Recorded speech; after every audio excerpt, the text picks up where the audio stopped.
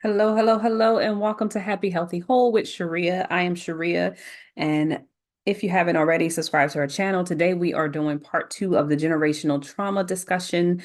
Last week we talked about a definition and maybe a cause, and so today I'm going to talk about some signs that you might have some impacts of generational trauma, and I'm going to give some tips to kind of make sure that you're getting the support or navigating the generational trauma that you may be experiencing. So, just a brief reminder that the definition is not very was if it was not very clear in the last video, is that really generational trauma is the transference of traumatic experiences or stressors from one generation to the next.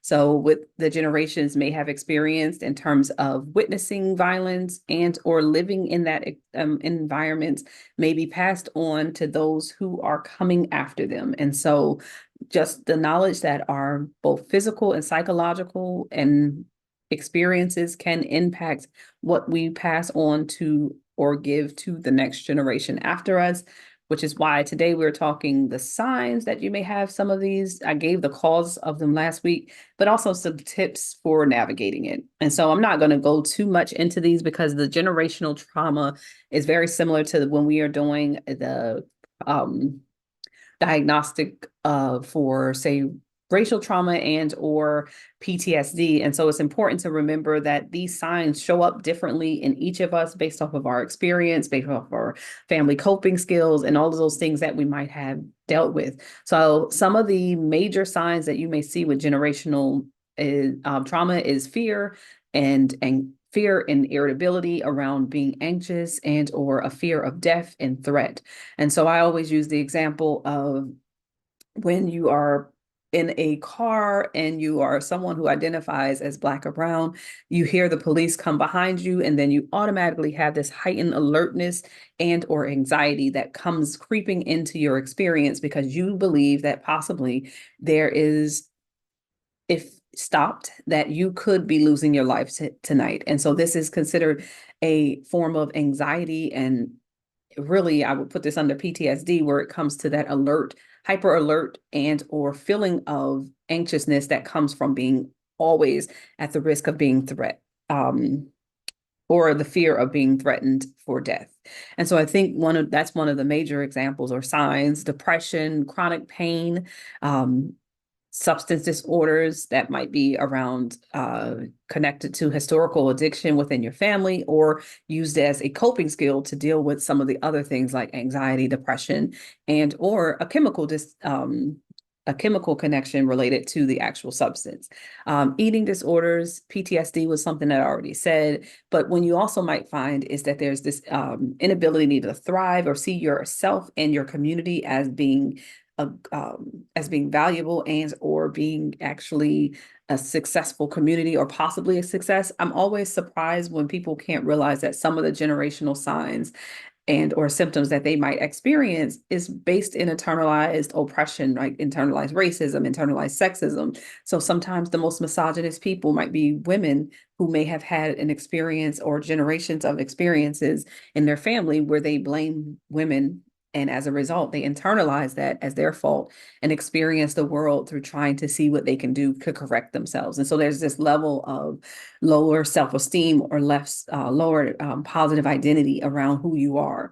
And I can use similar examples for Black Americans. I can use similar examples for women, those who identify under LGBT. Plus, I can use those different examples under identities within Islam and Muslim, or the same with those who might be in different identities, but they see themselves as less than as a result of the historical issues that maybe their community has not, quote unquote, gotten through. But in reality, what they're doing is trying to disconnect from the oppression and the experiences of those communities so that they can be successful, quote unquote, themselves and be an exception to the rule. Even that is a symptom of generational trauma, whether we like it or not. It doesn't feel good, and it doesn't excuse some of the negative behavior that comes out of those individuals who have these internalized oppression identities.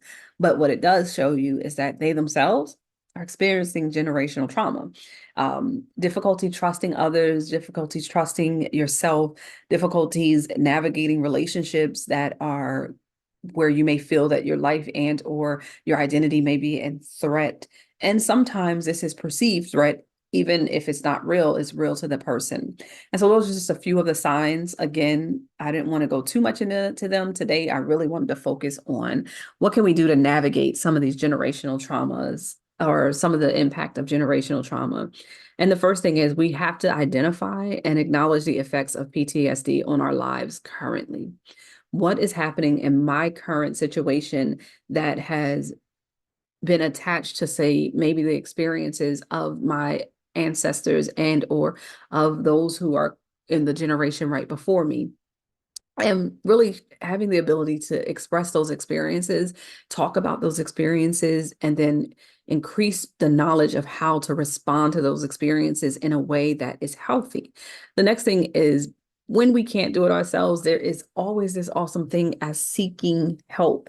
Again, I'm a therapist by trade. I do know that it can be a very successful tool. So finding strategies that are about navigating and supporting. However, on top of that, I also think that this is where we get the opportunity to do collective healing. I also think that having healing circles, connecting with individuals who are also working to identify how oppression and or advocate for change in these areas of oppression, so that your identity or those that you may identify with can be healthier and have a healthier experience next generation.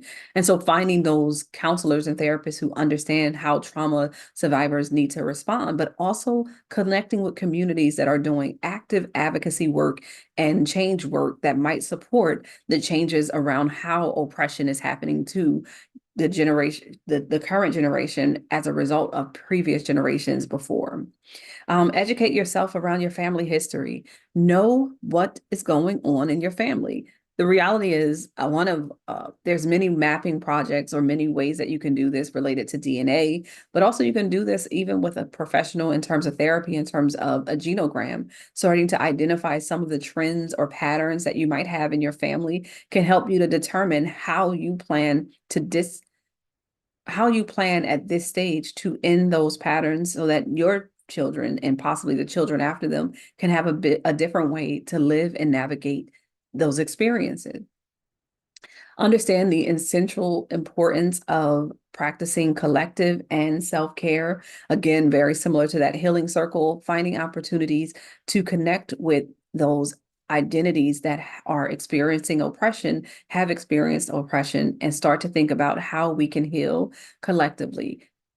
Relationships, healthy communication, connection and nurturing. So validating, but also starting to build, and then doing things that are really straight impacting that area that we might be struggling in emotionally or physically. So that could be things like eating better, learning relaxation techniques, outdoor activities, and also connecting with healthier diets and experiences around our health specific to the things that generationally may have been passed down, but we can start to correct in our current behaviors. And then think about it from the perspective of creating sincere boundaries.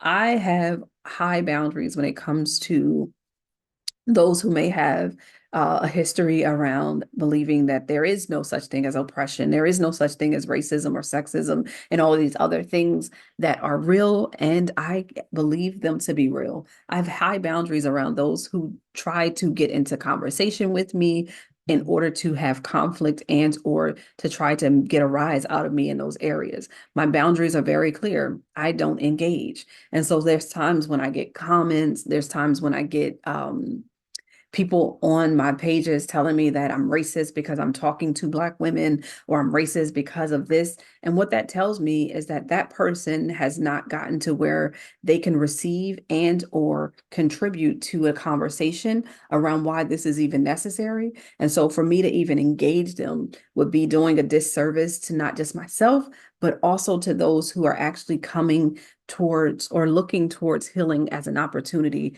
for identities who have been oppressed in the past. I don't have to engage them becomes my boundary. And I block, delete, and don't allow that kind of discussion on my particular social media.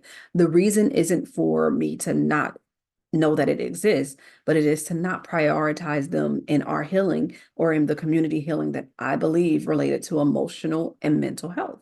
And so that gives me the permission to create boundaries that fits my purpose, my identity, and who I want to help or help to heal.